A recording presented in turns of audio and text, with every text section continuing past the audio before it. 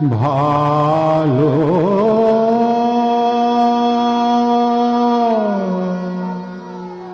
বাসিবে বলে ভালোবাসিনে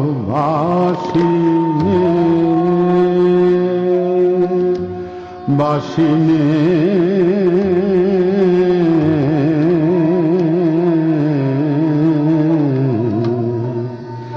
ভালো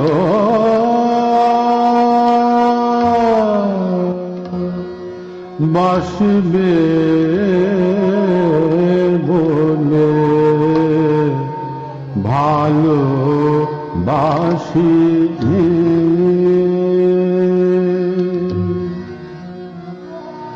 আমার লেখা যদি চিরস্থায়ী না হয় আর তোমার অনেক দিনের চিন্তা ভাবনা যদি তাতে পরিস্ফুট না হয় তাহলে সে লেখা থাকে না। মানুষের হৃদয়কে তো ছুতে হবে, আর পাঠকরা যারা পাঠকদের বোকা ভাবে তাদের মতো মূর্খ আর কেউ নেই। এবং পাঠক যে কোথায় বসে আছে কেউ জানে না। ধরো ছোট্ট স্টেশনারি দোকানের যে সেলসম্যান কিংবা মালিক, গলির মধ্যে দোকান, সে বেশি লোকজন আসে না, বিক্রি হয় না, বই পড়ে, লাইব্রেরি থেকে নিয়েছে, তিনি হচ্ছেন পাঠক। এইরকম লক্ষ লক্ষ পাঠকের সমষ্টি নিয়ে লেখকের জনপ্রিয়তা, আসল জনপ্রিয়তা তৈরি হয়।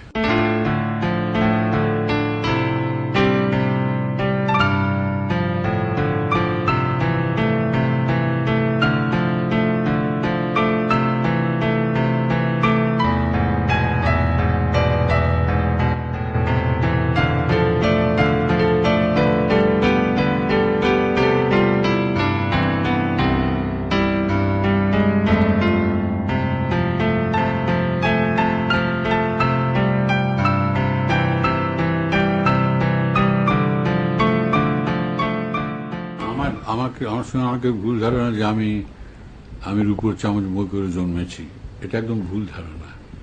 কারণ আমার শৈশব কেটেছে বেশ অসুবিধার মধ্যে। কারণ ভাড়া বাড়িতে থাকতাম রাসবিহারী অভিনয়তে, এবং আমরা তো উদ্বাস্তু, তো আত্মীয় স্বজন সকলেই উদ্বাস্তু, আর আমরা অনেক ভাই বোন ছিলাম, 5-6 ভাই বোন। তো আমরা ওই ভাড়া বাড়িতেই থাকতাম, কষ্ট করে থাকতাম খুবই। তা তখন তোমার খুব যে আমরা সচ্ছল ছিলাম তা মোটেই নয়। বাবা চাকরি ছেড়ে দেওয়ার পরে 46-এ ওর যখন প্র্যাকটিস আরম্ভ করলেন, তখন বাবা আস্তে আস্তে অবস্থা ফিরল, বাবা বড়লোক হলেন, তারপর প্রচুর বড়লোক হলেন।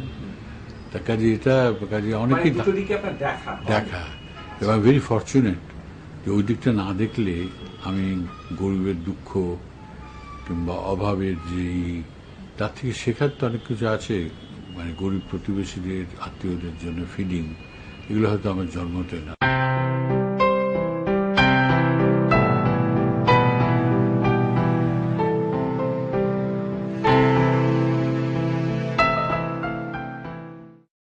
তো কলকাতা দেখবার কোনো সুযোগ তো ছিল না, ওখানে বাড়ির কাছে বসে থাকতাম, রাস্তা দিয়ে প্রবহমান জনস্রোত দেখতাম, ট্রাম লাইনে গিয়ে ট্রামের ওই পিলারে কান লাগিয়ে থাকতাম, ট্রাম দূর থেকে আসতো, ঘো ঘো ঘো ঘো করে শব্দটা বাড়তো।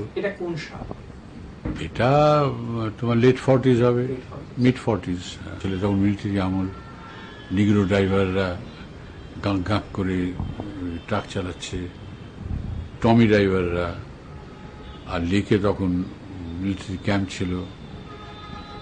তো কাজেই আমাকে বাবা নিয়ার স্কুল তীর্থবতী ভর্তি করে দিলেন, যে ওয়াকিং ডিস্টেন্স। তো হেঁটেই যেতাম, কিন্তু কোন দেরি হয়ে গেলে চুরি করে ট্রামের সেকেন্ড ক্লাসে উঠে পড়তাম। দেখতাম কন্ডাক্টর, কোন ক্লাসের কন্ডাক্টর ভিতরে আছে, গেটের কাছে আসতে সময় লাগবে, সেই ক্লাসে উঠে পড়তাম। উঠে পড়ে তো আমি নামতে নামতে কন্ডাক্টর আস্তে আস্তে আমি নেমে পড়তাম, আমাদের দুটো স্টপেজ যাওয়ার। তো স্কুলে যেদিন পড়া হয়নি তৈরি, যেদিন আগে থেকে কোলাসোল গেট বন্ধ, নানা কারণে স্ট্রাইক হতো, তখন স্বাধীনতা আন্দোলন হচ্ছে, দূর থেকে ভিড় দেখলে মনটা পুলকিত হয়ে যেত যে আজকে আর পড়া দিতে হবে না, আজকে স্ট্রাইক। স্কুলই খুলবে না আজকে। এইভাবে আর দেশপ্রিয় পার্কে খেলতাম উল্টো দিকে, স্কুলের উল্টো দিকে 4 আনা চাঁদা ছিল, 4 আনা চাঁদা, চটি হচ্ছে গোলপোস্ট। খেলে টেলে বাবার কড়া নিয়ম, সন্ধে গ্যাসের বাতি জ্বলার আগে বাড়িতে ফিরবে, তাই ফিরে যেতাম। প্রচন্ড শাসন ছিল বাবার। এই করে করে আমি তো ইন্ট্রোভার্ট। বাবার কড়া ফরমান ছিল যে কোনো বন্ধু বাড়িতে আসবে না, তুমি কোনো বন্ধুর বাড়ি যেতে পারবে না। এই বাড়িতে না থাকলে হয়তো ইন্ট্রোভার্ট হতাম না। ছবি আঁকা বলো, লেখাপড়া বলো, লেখা বলো, সবই ওই একা থাকার জন্য হয়েছে।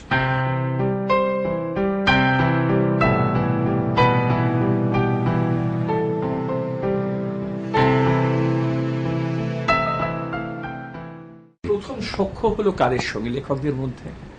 সক্ষম আমার কারোর সঙ্গে হয়নি, দুঃখের বিষয়, কারণ আমার সে সময়ও ছিল না। তবে রমাপদবাবুর ঘরে খুব আসতেন আপনি? আসলাম ওই লেখার জন্যে। আমাকে শরৎ, আমাদের মনোজবাবুর পার্টনার শচীন বন্দ্যোপাধ্যায়, ওদের একটা কাগজ ছিল সাহিত্যের খবর বলে, তুমি দেখেছো কিনা জানো, ভালো কাগজ পেতাম। তা আমি তো শিকারের গল্প লিখতাম। তাই আমরা খালি শিকারের গল্প লিখে তো কোনদিন ধীরেন্দ্র রাও হয়ে যাও, রাজা রাও, ধীরেন্দ্র রাও, স্যান্ডউইচ খাইলাম, শুয়োর মারিলাম হাতের পিঠে বসে, আর আমার অন্য সাহিত্যিক খাওয়া হবে না, প্রপার সাহিত্যিক। তখন উনি বলেন ঠিক আছে, চিঠি লিখে দিচ্ছি, রমাপদ চৌধুরী নামে একটা চিঠি লিখে দিই। সেই আনন্দবাজারের সূত্রেই যেতাম ওখানে, ওখানেই আমার সঙ্গে, শক্তির সঙ্গে, সুন্দরের সঙ্গে, সরাসরি ওখানেই আলাপ মানে এসে লেখা দিতে এসছে ওরা হয়তো। এই রমাপদবাবুর ঘরেই যা সাহিত্যিকদের সঙ্গে আলাপ, আমার তার বাইরে আলাপ আড্ডা মারার টাইমও ছিল না কোনো সাহিত্যিকের সঙ্গে কোনো রকম কারোর সঙ্গে। বিমলদা মাঝে মাঝে মুখ টুক ধুয়ে হাত মুছতে মুছতে ঘরে আসতেন। তো এই করে আরম্ভ। তো আমি প্রেম বলে একটা ছোট লেখা বেরোতো প্রেম পর্যায়ের। তো একদিন আমাদের দূর হয়েছে, প্রেম করেন কি লিখবো, আপনি লিখুন তো একটা প্রেমের আমি লেখা লিখলাম, খুব প্রশংসিত হলো। মনে আছে সমরেন্দ্র সেনগুপ্ত কবি, গুণরার মতো দেখতে, এসে সেই আলাপ হলো, বলো যে দেখা যাচ্ছে যে যারা লেখক নেই তারাই ভালো লেখে। তা আমার মনে লাগলো লেখক নই তাই ভালো লেখে। তারপরে হলুদ দোল সংখ্যা বেরোতে অন্তরের, তার অবদান বললেন যে ঠিক আছে এবারে একটা নন শিকার আপনি লিখুন বড় গল্প। সেই হলুদ বসন্ত লেখা। হলুদ বসন্ত যখন লেখা হয়ে গেছে, প্রুফ দেখার সময় রমাপদ টেলিফোন করলেন যে ব্যস্ত আছেন, একবার আসুন। কিছু কি বললো, কি করেছেন বসে আপনি, আপনি যে এরকম লেখেন, যেমন আরম্ভ তেমন শেষ, তেমন চ্যাপ্টার ভাগ, ভাবা যায় না যে প্রথম লেখা এরকম ভালো লেখা লিখতে পারেন। আমাদের প্রশংসা খুব কম করতেন, এই জীবনে একবারই করেছিলেন। আর 1:30টার সময় সন্তোষ ঘোষ টেলিফোন করলেন যে আমার নাম সন্তোষ কুমার ঘোষ, আমি আপনার লেখা পড়লাম, নীলাঙ্গুড়িওর পরে আমি এরকম প্রেমের উপন্যাস পড়িনি, আপনি এসে আমার সঙ্গে দেখা করবেন। অরূপ সরকার কলেজে পড়ে, সে রমাপদবাবুকে বললো যে এই লেখাটা আনন্দ পাবলিশার্স থেকে ছাপান। এই করে লাখের ব্যাপারটা থাকে। তো যেমন এর আগে লাখ আমাকে বঞ্চনা করেছে, আবার এখানে লাখ টান করলো। তবে টান করেছে বলতে পারি না, কোয়েলের কাছে আমার ম্যানুস্ক্রিপ্ট 2 মাস রমাপদবাবুর আলমারির উপর পড়েছিল, কারণ ধারাবাহিক লেখা রবিবার শুরু বিক্রি হয় না, বের হয় না, দেশে আমার লেখা ছাপবে না। এমন সময় অমৃত কাগজের জন্ম হলো। ময়ূক এসে বললো দাদা আপনি দেবেন, আমার ভাইদের বন্ধু তো, যে ধারাবাহিকভাবে বেরোবে, তাই দিয়ে দিলাম ওকে। এই কোয়েলের কাছে বেরোতেই হই হই পড়ে গেল, কিন্তু ওটা যদি দেশে বেরোতো তো আমার কত নামডাক হতে পারত। তারপরে একটু জন্য মানে সাকসেশন অফ তো মনে আছে নিহার গুপ্ত আর কি নবনীতাদের বাড়ি, তোর মা অসুস্থ, দেখতে গেছিলাম ল্যান্ডিংয়ে, আমাকে ঘিরে ধরে বলে তুই বুদ্ধদেব গো এরকম লেখা লিখেছ। তারপরে বনফুল, তুষারকান্তি ঘোষের জন্মদিনে একটা ওদের বাড়ির জোয়ান্তরের বাড়ির ছাদে একটা গেট টুগেদার, আমি টেলিফোন করে মনেন্দ্র রায় বললেন যে আপনি আসবেন অবশ্যই। গিয়ে দেখি এখানে অন্নদাশঙ্কর রায়কে প্রথম দিন দেখলাম, তা ইত্যাদি ইত্যাদি। এমন সময় এক ভদ্রলোক প্রস্টেটের ট্রাবলে ভুগছিলেন আর কি, বোধহয় পাউচও ছিল লাগানো তখন, ও স্ত্রীর সঙ্গে আসছেন হাত ধরে ধরে, বাথরুমে গেছিলেন। ও স্ত্রী ছিলেন সুপ্রিয়া দেবীর দিদি, হ্যাঁ জানো তুমি। তা উনি বললেন, ওরা দেখছো এই বুদ্ধদেব গুহ কুয়ের কাছে লেখক। বলে বলো কি, তুমি তো ছেলে মানুষে, তো মেয়েটাকে তুমি খারাপ করে দিলে কেন? আমি বললাম যে মেয়েটা খারাপই ছিল, আমি করিনি। সেই বন্ধুগুলোর সঙ্গে আলাপ।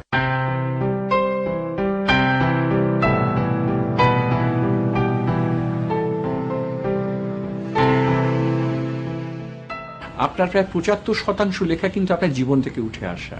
শোনো, 90% আমার বিশেষ করে লেখাই তো আমার জীবনে ঘটনা। কারণ মানুষ নিজেকে যত ভালো করে জানে তত ভালো করে আর কাউকে জানে না। কাজে নিজেরই পারমুটেশন কম্পিটিশন করে বিভিন্ন আলোতে নিজেকে দেখে সেটা পোর্ট্রে করাই আমার সাহিত্য। না, কিন্তু আমরা কেন আপনার সঙ্গে আপনার চরিত্রদের এত সহজে আইডেন্টিফাই করতে পারি, এটা কারণটা কি? ওই যে কারণ তুমি বললে যে আমি তো রিফ্লেক্টেড হই না, তা আমাকে যারা জানে তারা পারে, যারা চেনে না তারা পারবে না। আপনি কতগুলো একেবারে ফ্যাকচুয়াল হিন্টস রাখেন যেগুলোকে কানেক্ট করলে কিন্তু আপনাকে পৌঁছানো যায়। কি জানি রাখি, যেটা উচিত নয়। কারণ তুমি জানো লিটারেচারে একটা কথা আছে যে নেগেটিভ ক্যাপাবিলিটি। যে লেখক নিজেকে যতভাবে নেগেট করতে পারে লেখার মধ্যে সে তত বড় লেখক। আমি একেবারেই পারি না, আমি সব জায়গায় নিজে রয়ে যাই টুকরো টাকরা অন্তত।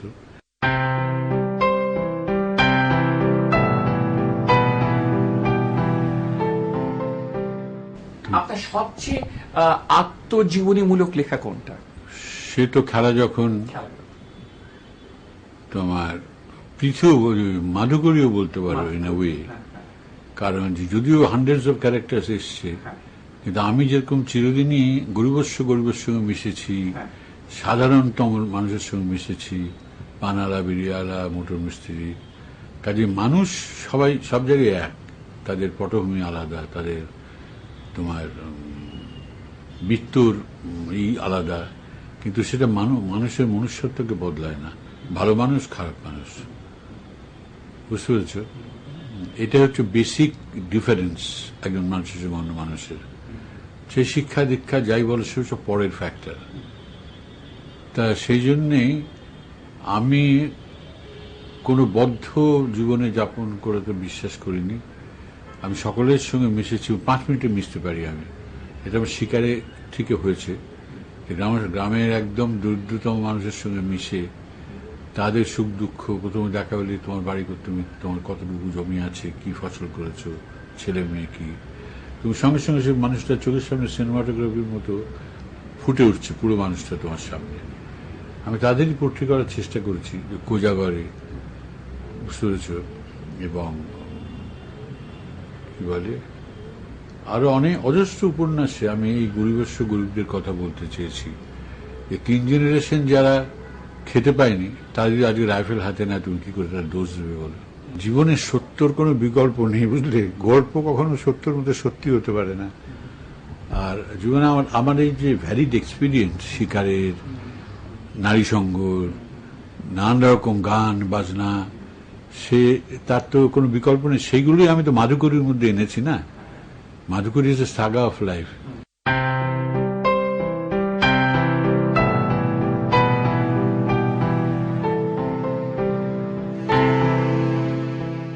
কম প্রতিবন্ধকতার মধ্যে দিয়ে তো আসেনি।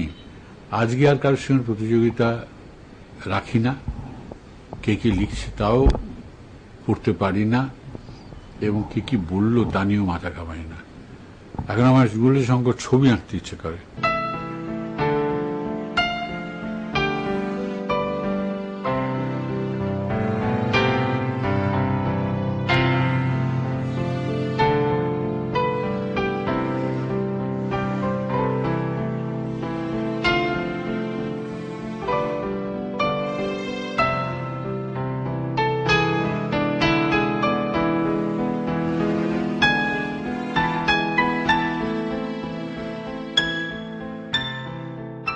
ছবি একটা দারুণ ব্যাপার। এখন বুঝি রবীন্দ্রনাথ কেন শেষ বয়সে ছবিতে গিয়েছিলেন। এই ছবি আঁকার মধ্যে রিলিজ আর কোনো ক্রিয়েটিভিটির মধ্যে নেই। এই যে রঙের খেলা, আর ছবি আঁকলে তোমার সত্যি বলছি নিজের মনের মধ্যে যত দুঃখ কষ্ট সবকিছু যেন বেরিয়ে যায়। ছবি হচ্ছে হাইট অফ ক্রিয়েটিভিটি। আর সব কিছু ছেড়ে দিয়ে গান বলো, সাহিত্য বলো, ছবি আঁকার মতো, ছবির মতো হয়। আচ্ছা, আপনার গান এলো কি করে জীবনে? গান এলো কি জানো, গানটা প্রাণে থাকে। আর তোমার আমি যখন স্কুলে পড়ি তখন আমরা ডোবা রোডে থাকতাম, পরে ওই রাজবাড়ি রবীন্দ্রকে বাবা একটা কোঅপারেটিভ বাড়ি কিনলেন।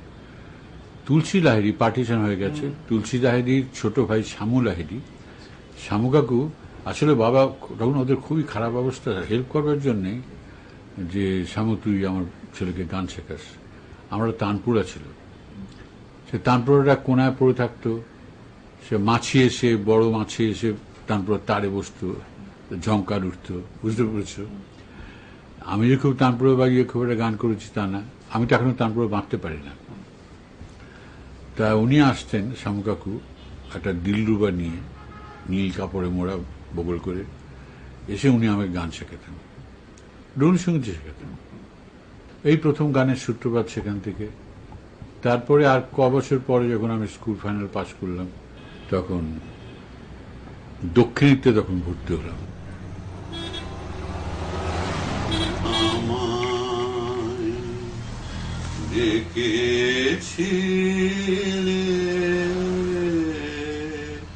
ছুটির নিমন্ত্রণে তুমি তখন ছইল শিখর পারে, চাইল রবি শেষ চাওয়া তার কনক চাঁপার বনে। তখন ছুটি ফুরিয়ে গেছে, কখন অন্য মনে তুমি আমায় ডেকেছিলে। ছুটির নিমন্ত্রণে তুমি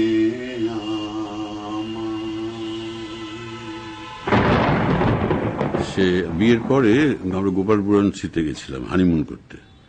তখন there was no honeymoon in the moon, it was all shower, there was no money in the money bag also. তো যাই হোক, তো একটা গান ঋতু আমাকে বিচে বসে তুলে দিয়েছিল, বর্ষার গান, আজি হৃদয় আমার যায় যে ভেসে। শুনেছো গানটা? হ্যাঁ, আজি হৃদয় আমার যায় যে ভেসে, আজি হৃদয় আমার কারু দেশে ভেসে ভেসে, আজি হৃদয় আমার। তবে খুব সুন্দর কথা আছে, রাজার পুরে নানা নানে ময়ূর ময়ূর নাচে রে, রাজার পুরে আজি হৃদয় আমার যায় যায় যে ভেসে, আজি হৃদয় আমার। আমাদের একটা অফিস ছিল বহরমপুরে, এখন আছে। তা আমি কাজে গেছি, তো তখন রবীন্দ্র জন্মোৎসবের সময় ঋতুকে গাইতে বলেছে বহরমপুর বাঙালিরা, আর সুনীতিবাবু গেছেন বক্তৃতা দেওয়ার জন্য।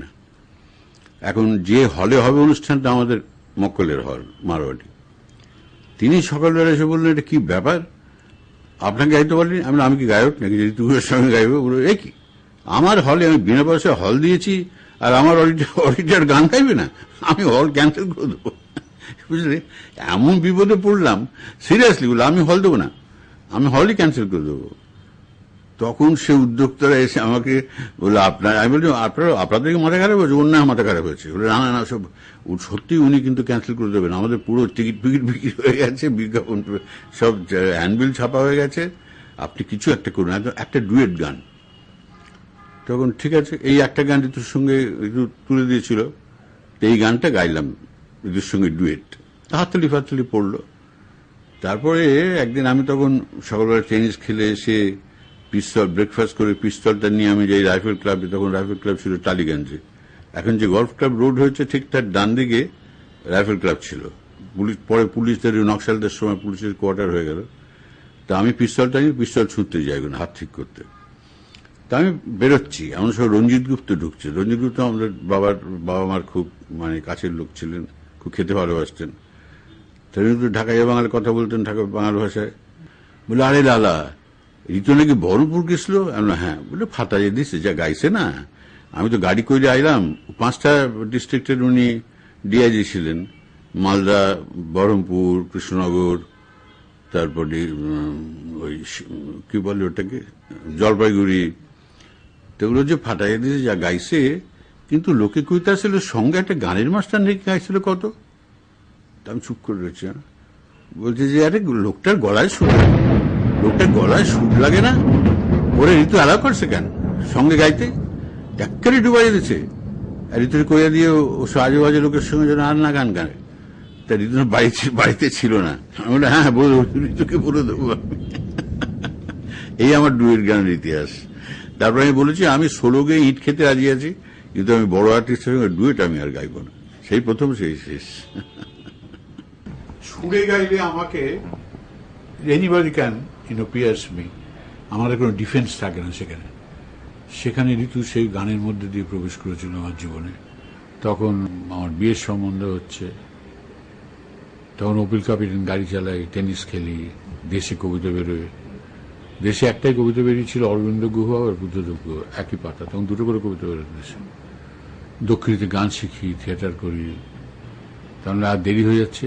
আমি একটা, কিন্তু পাত্রীর পারমিশন ছাড়া আমি কি করে প্রপোজ করি, বাবা মাকে কি করে বলবো? তা আমরা চিঠি লিখলাম 16 পাতার, হিপ পকেটে চিঠিটা নিয়ে। তখন দক্ষিণের ওই যে সেন্টারি হচ্ছে জেভিয়ার পার্কে, তা আমি ঘুরে ঘুরে বেড়াচ্ছি, ফাঁকা পেলে তো দেবো চিঠিটা। সে ঘামে চিঠিটা গলে গেল।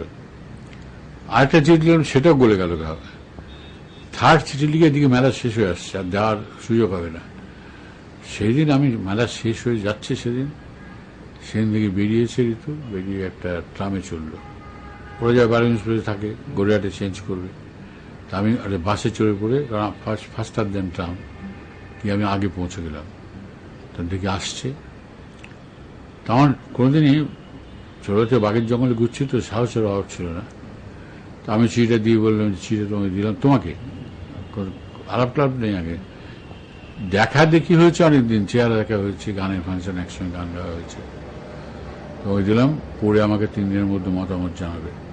তো 3 দিন গেল, 7 দিন গেল, কোনো উত্তর নেই। আমি বললাম, বুদ্ধদেব গুহ প্রপোজ করলো, একটা মেয়ে তো উত্তর দিল না, এত বড় বেজ্জত।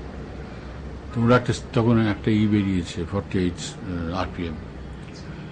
আমার এক বন্ধুকে ডেকে হলো, চল গরমাটে গিয়ে ওই রেকর্ডটাকে গুঁড়ো গুঁড়ো করে লাথি মেরে ভাঙলাম, ভেঙে গুঁড়ো গুঁড়ো করে দিলাম রেকর্ডটাকে, করিয়ে বাড়ি চলে এলাম। সম্পর্কই রাখবো না। তারপর দিন ওরা জ্যাঠতো বোন টেলিফোন করেছে যে, বুদ্ধদেব আপনারা চিঠি লিখছিলেন? হ্যাঁ। বললো, কালকে ঋতুদির প্রোগ্রাম আছে অল ইন্ডিয়া রেডিওতে, আপনি যদি আসেন দেখা হবে আপনার সঙ্গে, তখনই আপনার চিঠির উত্তর দেবেন। তখন লাইভ ব্রডকাস্ট হতো, বাইরে একটা ওয়েটিং রুম থাকতো, সেখানে বড় একটা রেডিও, সেখানে গানটা বাজতো। গেলাম, কাঙাল আমারে কাঙাল করেছে প্রথম গান। তারপর আমি রূপে তোমায় ভোলাবো না গান হলো। তখন গায়িকা গীতবিতানটা বুকের কাছে নিয়ে এসে বললো, আমি এসেছি, she came into my life. মাঝে মাঝে তব দেখা পাই, চিরদিন কেন পাই না। মাঝে মাঝে তব দেখা পাই, চিরদিন কেন পাই না। কেন মেঘ আসে হৃদয় আকাশে, তোমার দেখিতে দেয় না। মোহ মেঘে তোমার দেখিতে দেয় না। মাকে বললাম, কুরুক্ষেত্র কাণ্ড বাড়িতে। আমি মাকে বললাম পরে যে, বিয়ে করলে আমি এই মেয়েকে বিয়ে করবো, তাহলে বিয়ে করবো না, বাকি জন্য আমি ব্যাচেলারই থাকবো। মা আরো মুশকিলে পড়ে গেলেন। তো যাই হোক, বিয়ে হলো, বিয়ে ঠিক হলো। ইতিমধ্যে বাবা বললেন, ও ডেকে বললেন, তুই আমার ব্রিলিয়ান্ট সাওয়াল কেন সিএ পরীক্ষা ফেল করে? আমি তো জানতাম না তুই প্রেম করতে আসিস, তোর মা তো কিছু কয় নাই আমারে তখন। আর পাস কর, তোর বিয়া দিব। আর সঙ্গে সঙ্গে পাস করে গেলাম। তখন কত মাইনে? আমার কত 250 হবে। সিএ পাস করার পরে 350 হয়েছিল। তখনকার দিনে কি খুব কম মাইনে? তা তো নয়। আরে তখনকার দিনে 250 টাকা খুবই কম মাইনে। বাবা বলতেন, টাকা দিয়ে কি করবে? খেতে পয়সা লাগে না, থাকতে পয়সা লাগে না, টাকা দিয়ে কি করবে? মাইনে বাড়াতেন না। কিন্তু আমি একটা ট্রাইব্যুনাল করতাম, তারই ফিজ হলে 500 টাকা হয়। তা বড় ছেলে 10টা গাধা মরে একটা বড় ছেলে হয়, বুঝলে না? বড় ছেলের উপরে এরকম অত্যাচার হতো।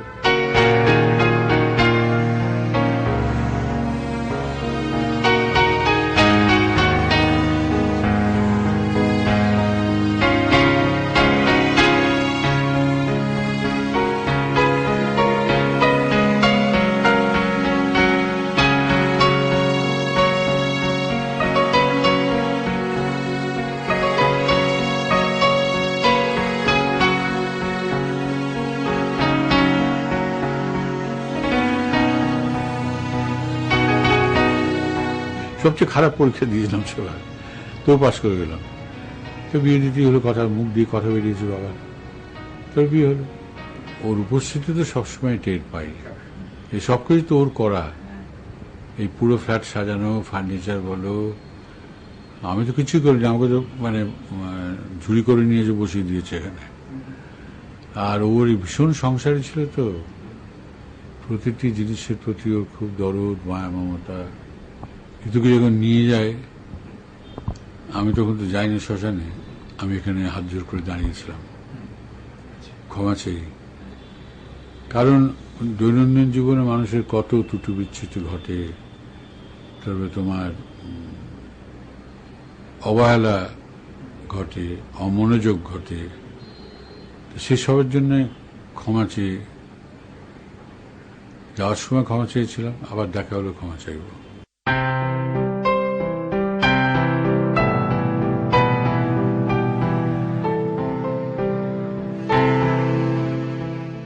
আপনি একটা সময় রবীন্দ্রসঙ্গীতের শরীরে একবারে টপায় চলে গেলেন কেন? রবীন্দ্রসঙ্গীত গাইতে ঋতুর আপত্তি ছিল, আমি গাই রবীন্দ্রসঙ্গীত। আর আমি স্বরলিপি মেনে তো গাইতাম না সবসময়, আমি জর্দার ছাত্র সেদিন দিয়ে। তো সেটা তো আমি বাথরুমে গাইলে দুই মেয়ে আর বউ দরজায় ধাক্কা দিয়ে, কি হচ্ছে কি হচ্ছে, ভুল হচ্ছে কি হচ্ছে, গাইবে না রবীন্দ্রসঙ্গীত। তো এটাই রবীন্দ্রসঙ্গীত থেকে সরে, কারণ শ্বশুরবাড়ির গোষ্ঠী সবাই রবীন্দ্রসঙ্গীত গায়, কি দরকার ভিড়ের মধ্যে যাওয়ার। রবীন্দ্রসঙ্গীত গাইতাম আমার নিজের জন্য ঘরের মধ্যে, কিন্তু ওই পাবলিকলি গাইনি। এই হয়তো টপ্পার একটা খুব সুন্দর রস আপনি পেয়ে গেলেন, যার জন্য বেরোতে পারলেন না। সাহিত্য রস, টপ্পা নিজুর অত্যন্ত বড় লেখক ছিলেন, তো সাহিত্য রস অনেক বেশি পেয়ে গেলাম। তবে রবীন্দ্রসঙ্গীত আমার প্রাণের গান, আমি রবীন্দ্রসঙ্গীতকে ভুলতে পারবো না কোনদিন। একা থাকলে সবসময় গাই।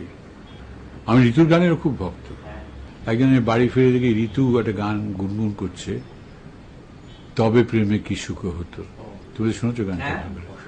তাই আমি এটা কি গান? ওটা নিধুবাবুর গান। তুমি কোথায় শুনলে?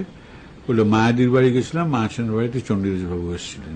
সেই চণ্ডীবাবুর কাছে শেখা আরম্ভ করলাম, 10 বছর শিখেছি। তারপর দিলীপ বাবুর কাছে শিখেছি, দিলীপ মুখোপাধ্যায় মারা গেলেন। হ্যাঁ, বড় আসতেন, খুব সুরে গলা ছিল।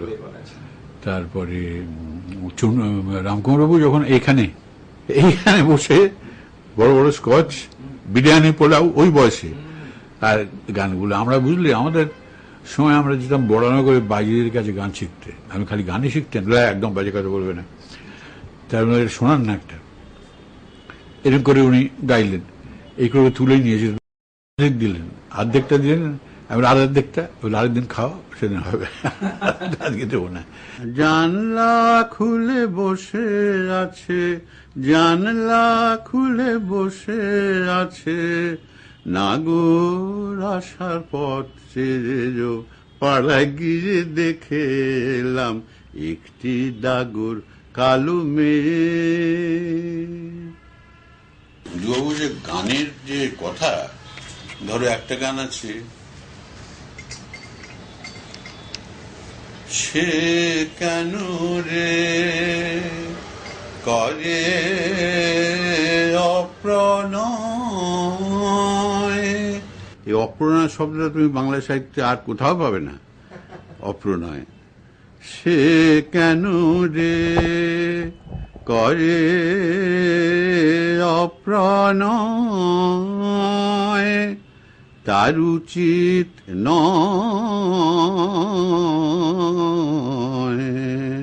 সে কেন রে। কথার যে শব্দর যে ব্যবহার আর প্রতিটি গান, তবে ওর বেশিরভাগ গানই তোমার ইসে বাঁধা, ওই কি বলে ওই অন্যরা আগে বেশি কাফিতে সবচেয়ে বেশি বাঁধা, সবচেয়ে বেশি গান কাফিতে। তাই যে রামকুমার বাবুর কথা বলছিলাম যে আমার বাড়িতে আমরা যে শোনান গানটা, কি গান তুলতে একটা গান শোনান না, তুমি যেটা গান গিয়েছিলেন, সে বললাম অর্ধেকটা দিয়ে চলে গেলেন, আর দেবে না, আরেকদিন খাওয়া তোরা দেবো। সেটা হচ্ছে যে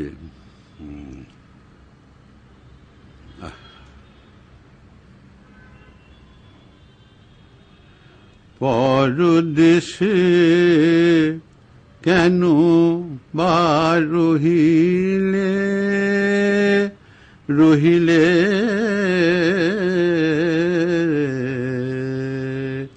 পরদেশে কেন বা রহিলে। গানও খুব ভালো ভালো গান আছে, টপাঙ্গ গান। আমারে ভেঙে ভেঙে করো হে তোমার তরি, আমারে ভেঙে ভেঙে যাতে হয় মনুমতো, তেমনি করে লহে গড়ি আমারে ভেঙে ভেঙে। এ তরুতে নাই ফুল ফল, শিকড়গুলি বাড়ছে কেবল, দিও আঘাত জীবন মূলে, যখন তুমি উড়বে তরি আমারে ভেঙে ভেঙে।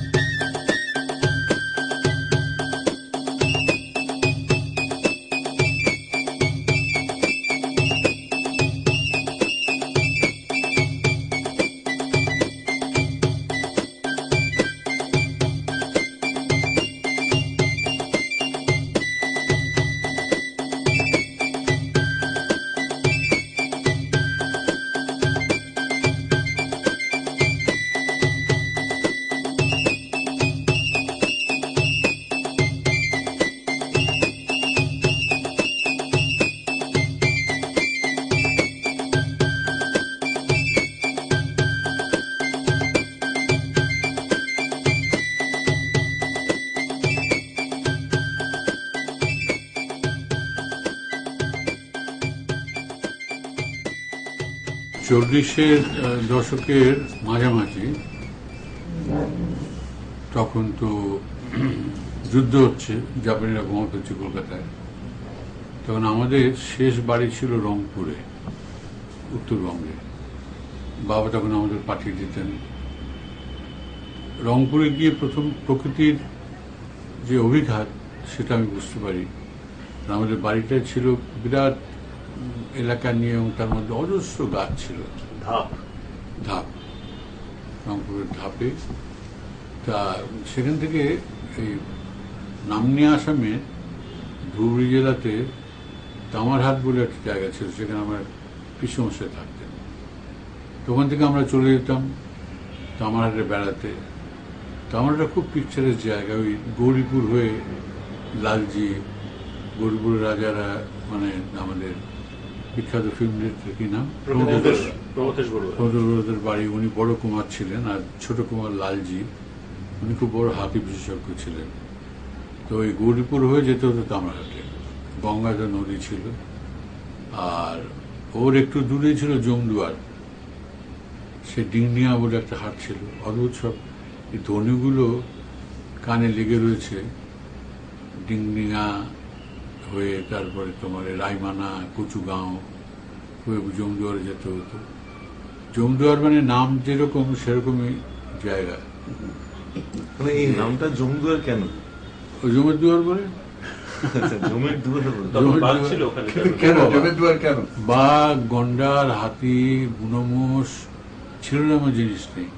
আর এই শঙ্কোষ নদীর উপরে বাংলো ছিল, এবং ওটা এত ভালো শুটিং গ্রাউন্ড ছিল যে ভুটানের মহারাজা প্রায় হেলিকপ্টার করে ওখানে এসে নামতেন, নেমে ওই বাংলোয় থাকতেন। জমদুয়ানি বলে একটা গল্প ছিল না, সেই সন্দেশে অনেক দিন আগে একটা গল্প লিখেছিলেন। অনেকদিন আগে অনেক লেখাই লিখেছি জমদুয়ার নিয়ে।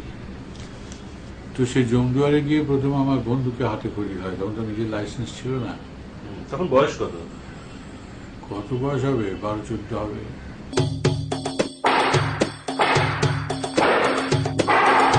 কাসেম মিয়া বলল, মোনাদা বাঘ।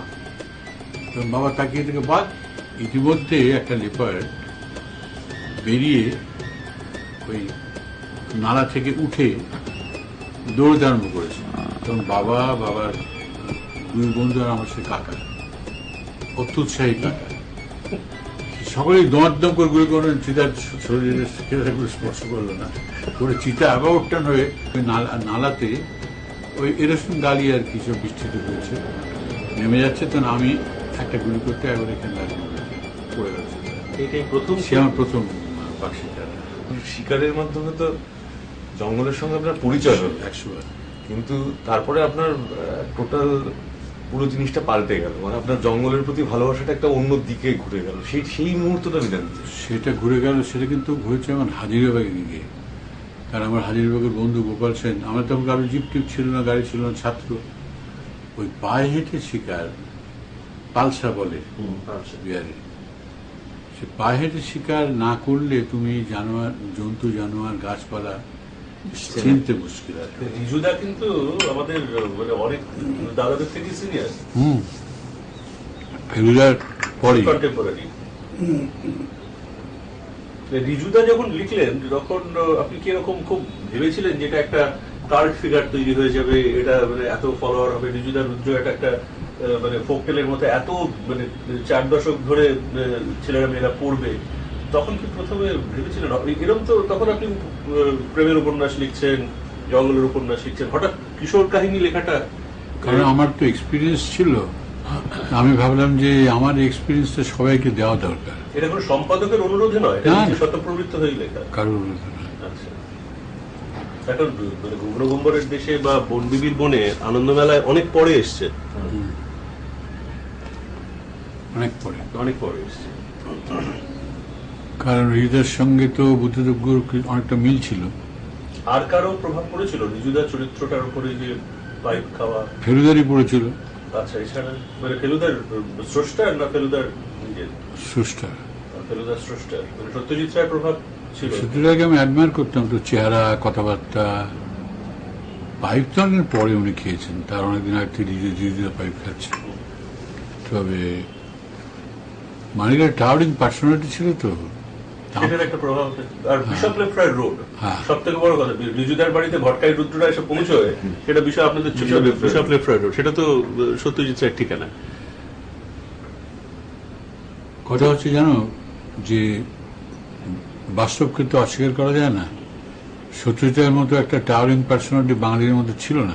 একদম চেহারা, কথাবার্তা, গলার স্বর, প্রতিভা। তো ওর একটাই দুর্বলতা ছিল, আমি বলবো যে উনি একটু ঘোরাফেরা করলে আরো অনেক ভালো লিখতে পারতেন।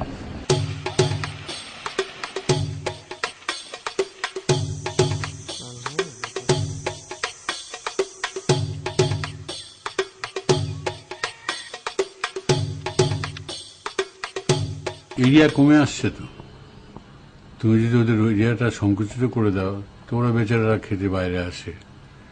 আর এত বড় পৃথিবীর সবচেয়ে বড় জানোয়ার, তাই এদের খেতেও তো লাগে, সবসময় তো খাচ্ছে সারাদিন। তা হাতি সম্বন্ধে জানতে চাও তো একটা বই আছে, হাতির সঙ্গে 50 বছর, এই লালজির লেখা, প্রমোদেশ বড়ুয়ার ছোট ভাই। লালজি ওয়াজ এ গ্রেট ক্যারেক্টার। তো সে হাতি এমন একটা জানোয়ার, তার সঙ্গে জানতে সারা জীবন লেগে যায়।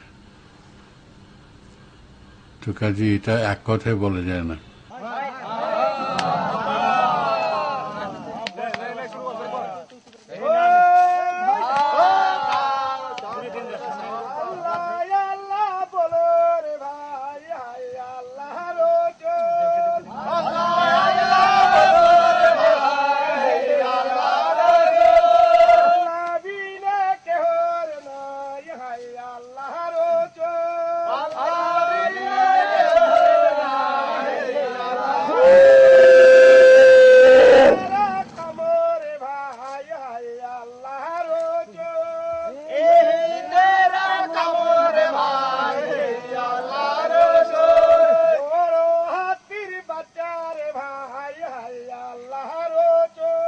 আমার মনে আছে আফ্রিকাতে যখন আমরা গিয়েছিলাম, কিনিয়া বা তানজানিয়া, মানে তখন পঞ্চম প্রবাস আমার হাতে একটা কি বলে একটা ম্যানুয়াল বা একটা রেফারেন্স বই হয়ে গিয়েছিল।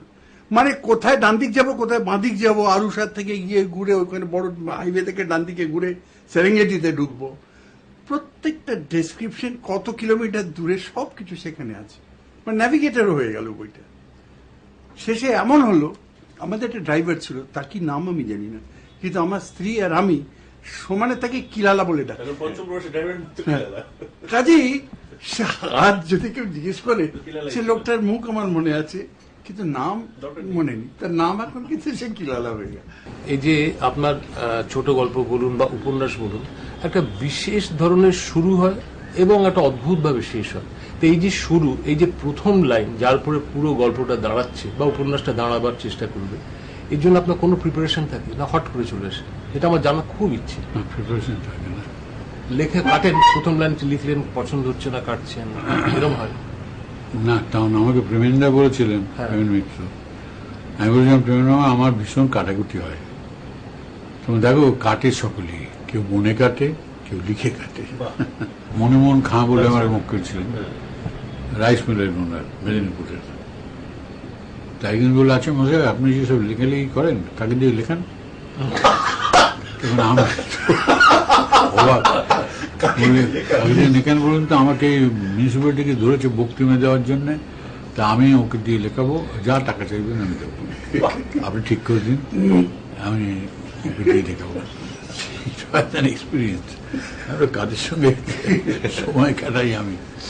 মাধুকরীর যে নায়ক পৃথু ঘোষ, তার এই অ্যাম্বিশন ছিল যে বড় বাঘের মতো বাঁচব।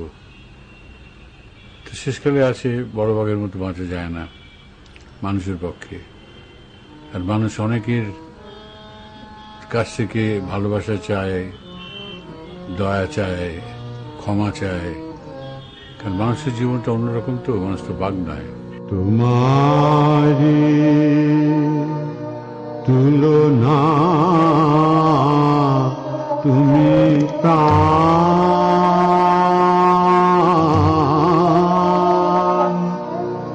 এ মোহে মোহে মুন্ডলে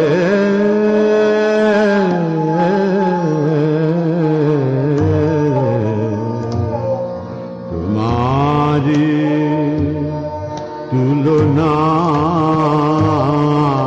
তুমি প্রাণ।